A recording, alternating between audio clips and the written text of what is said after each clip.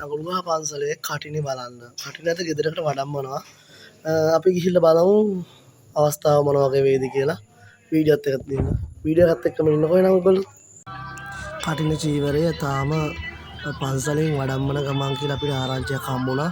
අපි මේ ස්ථානට යන ගමන් ඉන්නේ. ගිහිල්ලා බලමු කොහොම වේද කියලා ඒ අවස්ථාව.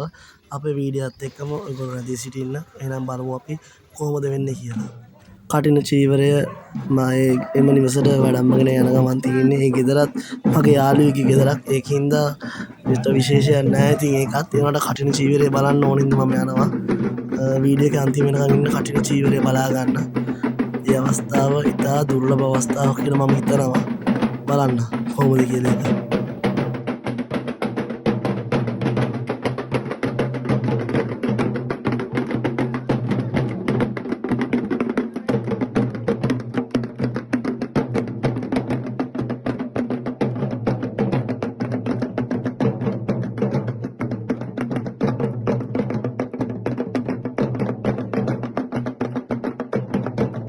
කටින චීවරය වන්දනා කරන්න ගමේ අධික පිරිසක් පැමිණ සිටියා.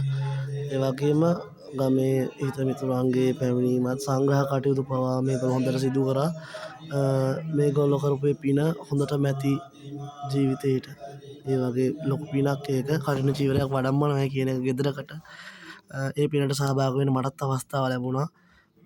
ඒකින්ද ඔයගොල්ලෝ ගමේ කටිනට සහභාගී වෙන්න. අපේ වීඩියෝ එක අවසන්.